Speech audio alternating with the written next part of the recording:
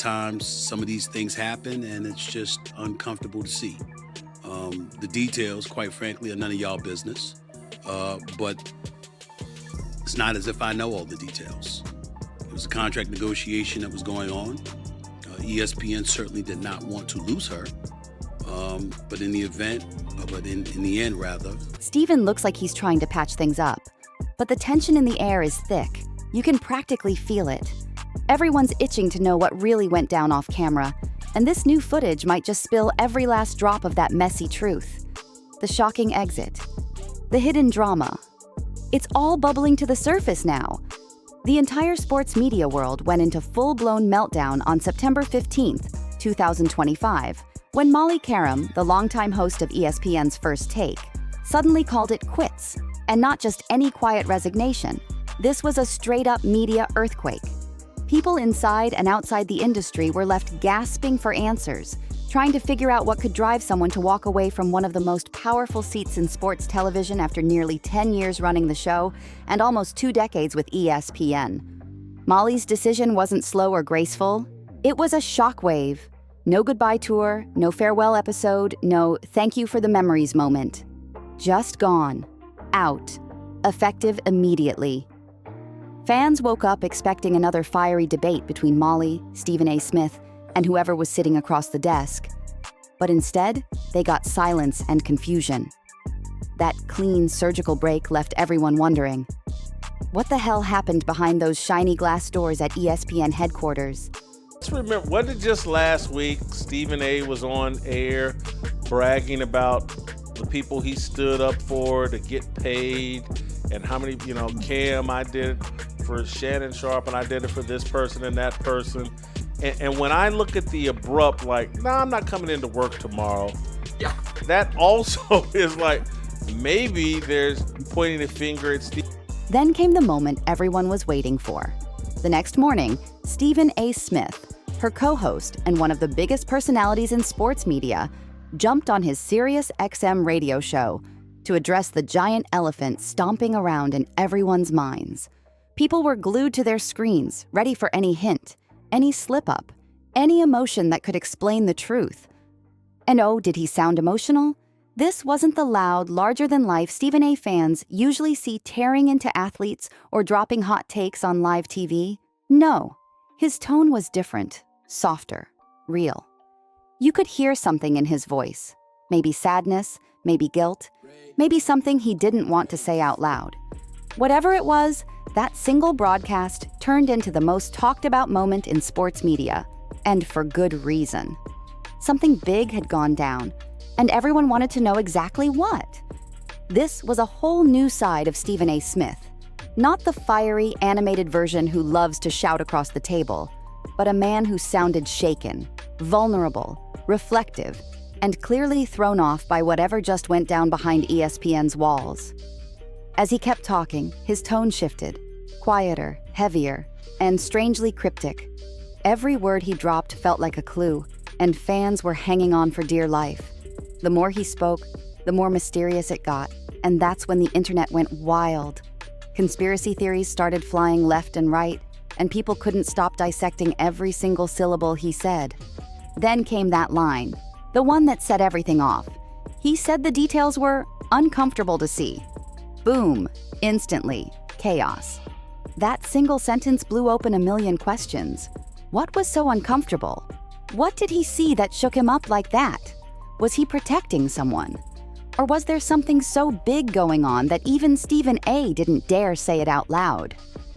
Fans and insiders alike started guessing, gossiping, and spinning their own versions of the truth. It didn't take long for that silence to turn into noise. Massive, messy noise. Every sports blog, podcast, and social media thread turned into a battlefield of wild speculation. Everyone wanted to know the same thing. What did Stephen A. Smith really mean?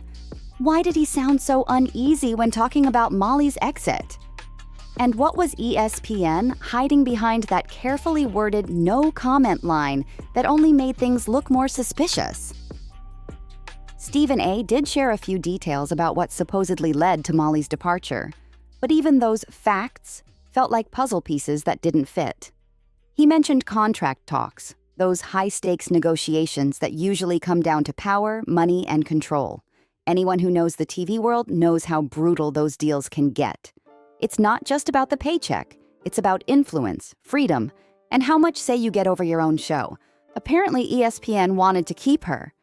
But Molly still chose to walk away. That's not a casual move. That's a statement. Something inside those talks must have snapped. Something big enough to make her abandon what most people in sports broadcasting dream of their entire careers. When Molly finally broke her silence on Instagram, she kept it classy but cryptic. She thanked the fans, her colleagues, and ESPN for the journey, calling the decision difficult but necessary. But the part that got everyone buzzing, she didn't give any reason why. Just hinted that new opportunities were on the horizon. That post might have looked like a polite goodbye on the surface, but to fans, it screamed that there was way more to this story than she was letting on. Molly's statement was polished, polite, and oh so precise, the kind of PR-perfect message that sounds deep but really says nothing. Every line felt carefully written to smooth things over while dodging the real story. But the calm tone only made people more suspicious. Everyone knew something was brewing behind the scenes, and when the first leaks started dropping, the puzzle pieces began to form a much darker picture. In the days and weeks after her sudden exit, insider reports and media whispers started spilling out. ESPN's president of content, Burke Magnus, gave the official explanation, a mutual decision due to misalignment in contract talks. He said Molly was given a clean break to explore new opportunities outside the network. Sounds neat and tidy, right? But to people paying attention, it felt too neat, too carefully phrased. Fans and insiders couldn't shake the feeling that there was something ESPN wasn't saying. And then came the bombshell. Former ESPN analyst Marcellus Wiley dropped a wild set of claims on his Hydration Situation podcast. What he described didn't sound like simple business negotiations. He painted a scene full of ego clashes, power plays, and serious tension bubbling beneath ESPN's glossy surface. According to Wiley, Molly was asking for a well-deserved raise, and not just pocket change. Reports say her salary was somewhere between $500,000 and $800,000, and she wanted that number to reflect her true value as the host of one of the network's biggest shows. And who could blame her? She'd been running First Take for years, balancing the chaos, steering fiery debates, and keeping two of the most opinionated personalities on TV in check. But money wasn't the only thing she wanted. Wiley claimed she was also pushing for more spotlight, maybe her own show, or more high-profile roles that showcased her range beyond just moderating Stephen A. and his co-hosts. Basically, she wanted to expand, evolve, and finally get the recognition that matched her experience and influence. Then Wiley dropped the part that made jaws drop. He said that Stephen A. Smith's power inside ESPN was next level, that when Stephen A. gives someone his stamp of approval, doors fly open. And when he doesn't? Well, those same doors slam shut. Wiley suggested that Stephen's influence was so massive that if he had truly backed Molly's demands, the deal might have gone through easily. That's where things got messy. The implication was brutal, that Molly didn't just lose a negotiation, she might have lost support from the one man powerful enough to keep her in that chair. Fans started connecting the dots, wondering if behind all the polite PR talk and mutual decisions, there was actually a quiet power struggle brewing in Bristol. Whatever really happened, it's clear this wasn't just about money. It was about control, loyalty, and who truly calls the shots at ESPN. According to Marcellus Wiley, Stephen A. Smith didn't go to bat for his co-host of 10 years during those make-or-break contract talks. And that, he claimed, was the final straw. Wiley said Molly's growing frustration with the lack of support pushed her right out the door and straight into her decision to leave ESPN for good. The real kicker? Wiley pointed out that Molly's farewell statement never once mentioned Stephen A. Not even a single shout-out after a whole decade of working side by side. He called it ugly business behind the scenes. And it's hard to argue when you think about it. Because who just forgets to mention their co-host of 10 years unless there's serious bad blood? Wiley broke it down perfectly on his podcast, saying, They weren't cool with each other to the point someone you've worked with for 10 years. You don't even mention them when you're gone. That line hit hard. Fans online instantly picked up on it, calling the omission cold, calculated, and totally out of character for someone as professional as Molly. For years, the two looked like a solid team on camera, always respectful, always locked in. So the idea that she'd walk away without even acknowledging him, that spoke volumes. But Wiley didn't stop there. He went straight for ESPN's money game, pointing out some eyebrow-raising inconsistencies in how the network pays its top talent. He mentioned that Molly Qerim, another ESPN personality, was reportedly making more than Molly, despite having a smaller, less visible role.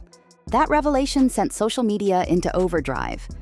People started asking tough questions about how ESPN decides who's worth what, and whether factors outside of ratings, like influence, relationships, or internal politics, were shaping those paychecks. And just when it felt like the drama couldn't get any deeper, new reports surfaced suggesting that Molly's working relationship with Stephen A. had been crumbling for months before her exit. Sources hinted at awkward on-set vibes, disagreements off-camera, and even moments where communication had completely broken down. But the most jaw-dropping claim? That one of Stephen A.'s higher-ups at ESPN never liked Molly as a talent, allegedly viewing her as replaceable. If that rumor holds any truth, it paints a brutal picture. Molly might have been caught in the middle of internal power struggles way above her pay grade. That made her position nearly impossible to hold, no matter how good she was at her job. Think about it. Even the best hosts can't thrive when the people in charge don't want them there. It's no wonder the tension kept boiling until she decided to walk. Then, Emmanuel Acho stepped into the chat, and he didn't hold back either. On the Speakeasy podcast with Kieran Hickey-Simple and LaShawn McCoy, Acho tore into Stephen A.'s handling of the entire situation. He said Stephen made everything worse, turning what could have been a graceful exit into a full-blown media circus. Instead of easing the tension, Stephen's cryptic comments and emotional tone, according to Acho, just added fuel to an already blazing fire. The message was clear. This wasn't just a professional breakup. This was a public implosion caught live for the world to see. Emmanuel Acho and his co-hosts didn't hold back. They tore into Stephen A. Smith, calling out how his selective storytelling only made things worse. They said by dropping half-truths about Molly's exit and those tense contract talks, then turning around and claiming he didn't know much else, Stephen A. came off as both dramatic and contradictory. Instead of bringing clarity, he cranked up the mystery. Fans felt like he was teasing inside info while pretending to stay neutral. And that only made the drama explode even more. People accused him of taking control of the story, when, really, that story wasn't his to tell.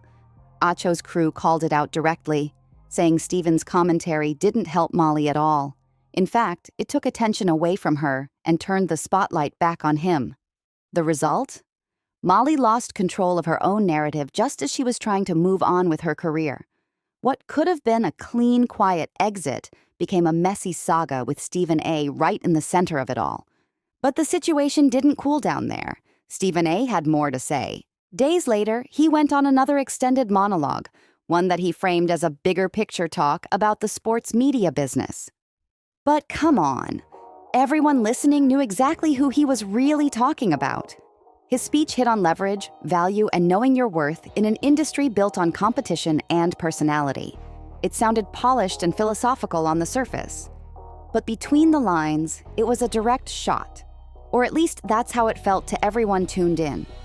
He spoke about how success in sports media isn't just about being talented, it's about persistence, timing, and understanding your true market value. He made it sound like a motivational lesson, but the subtext was sharp. It felt like he was saying, if you walk away, you better have the leverage to back it up. That comment hit hard with fans and insiders, especially since Molly's situation was still the hottest topic online. Stephen A. kept insisting, this isn't about Molly. But that line fooled absolutely no one. The more he denied it, the more obvious it became that he was talking about her, at least in part. The tone, the timing, the message, everything lined up too perfectly. It was classic Stephen A., bold, layered, and calculated to get people talking. Observers couldn't help but read between the lines. His words seemed to hint that in his eyes, Molly may have overplayed her hand in those negotiations, believing her value matched her contribution, but lacking the leverage to demand it. Whether he meant to or not, Stephen A. made it sound like her decision to walk away wasn't empowerment. It was a gamble that didn't pay off. That subtle dig, wrapped in a so-called industry lesson, might have been one of the most cutting things he's ever said. And it kept everyone buzzing about what was really going on behind ESPN's walls. To really grasp the shock of Molly Qerim's sudden exit from First Take, you've got to understand just how deep her connection with Stephen A. Smith ran. Their chemistry wasn't built overnight. It was a decade-long partnership that became one of the defining relationships in sports television. Together, they turned debate into entertainment and disagreement into ratings gold. The energy they brought made First Take must-see TV every single morning.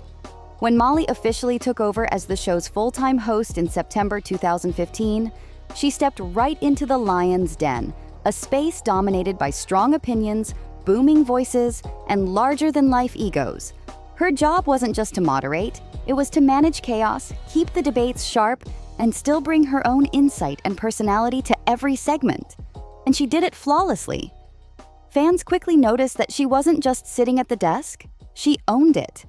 By then, Stephen A. Smith was already a megastar, loud, opinionated, and easily one of the most polarizing voices in sports media.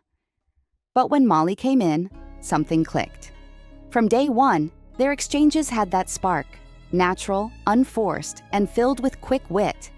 It didn't feel staged or overly polished. It felt real. Viewers could sense that they genuinely respected each other, even when they went toe-to-toe on air. That authenticity made them electric together. Stephen A. himself often praised Molly publicly, calling her not just a colleague, but a friend and a stabilizing force on the show. He even gave her credit for helping First Take evolve into something bigger, a cultural phenomenon that blurred the line between sports talk and pure entertainment. You could tell she grounded him when debates got wild, and he fueled her energy right back. Their chemistry was like TV lightning, impossible to fake and even harder to replace. Fans saw it every morning. The laughter, the eye rolls, the friendly shade. One moment that totally blew up online showed just how playful and competitive they were. It started when Stephen A. made a sly comment questioning Molly's athletic skills. And she was not having it. Instantly, she fired back, challenging him head-on. And what followed turned into an all-out viral moment that had fans howling. The exchange was hilarious, but also telling. You could see Molly's confidence, her fire, and her refusal to be underestimated. She didn't just sit quietly while the guys took over. She owned her space, stood tall, and brought her A-game every time. That clip raced across social media, racking up millions of views because it captured everything people loved about their dynamic. Humor, competitiveness, and a genuine comfort that only comes from years of working side by side. Moments like that made First Take feel alive, unpredictable, and authentic. And that's why Molly's exit hit so hard. It wasn't just a career move. It was the sudden end of a chemistry fans had grown attached to, the kind of TV partnership that doesn't come around often. When that bond cracked, it wasn't just the show that changed. It was the whole energy of ESPN's mornings. Another unforgettable moment between Molly Qerim and Stephen A. Smith came when the two went head-to-head in one of their classic basketball debates. Molly showed once again that she wasn't just there to keep the peace. She could throw punches too and hold her own against one of the most opinionated voices in all of sports media. This time, the topic was the Boston Celtics and their championship chances. And Molly came ready for war. She proudly revealed that she had been texting Stephen A. during games, firing off predictions and teasing him every time she got it right. On air, Stephen A. pulled out his phone and said, "From 9:02 to 9:32, I'm just looking here. Kendrick Perkins, Jay Williams, I'm just looking right here, trying to find this text from Molly."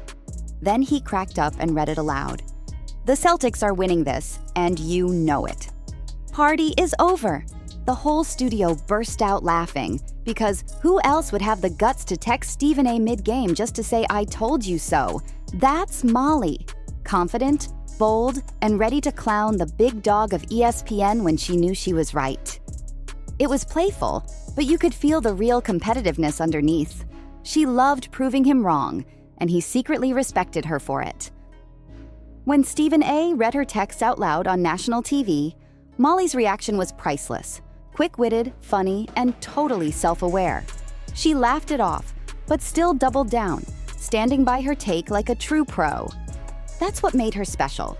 She could joke, but she never backed down from her opinion. These fiery back-and-forth moments weren't rare. They were the heartbeat of First Take. Stephen A. often described their relationship as family-like, more brother and sister than co-workers. They teased each other, challenged each other, and sometimes even got under each other's skin. But underneath it all, there was respect. You could see that chemistry every single time they went live. It's what made viewers tune in day after day. But here's where things start to get interesting. As time went on, fans began noticing little cracks, tiny moments that didn't quite feel like friendly teasing anymore. Some interactions that once seemed like harmless banter started looking different when replayed in hindsight. Was that tension? Was that shade? People began to wonder if there was more going on off camera than anyone realized. That's the thing about TV. What looks like chemistry on the surface can sometimes be hiding real friction underneath. And with First Take, those boundaries between performance and reality were starting to blur in ways no one saw coming. The smiles, the laughs, the tension. It was all there, and it made the show feel alive. But now that Molly's gone, fans are rewatching those clips with a new lens, and they're seeing hints that maybe, just maybe, the cracks had been forming long before her sudden exit. So what do you think? Was it just friendly competition or something deeper behind the curtain? Let us know in the comments. Don't forget to like, subscribe, and I'll see you in the next one.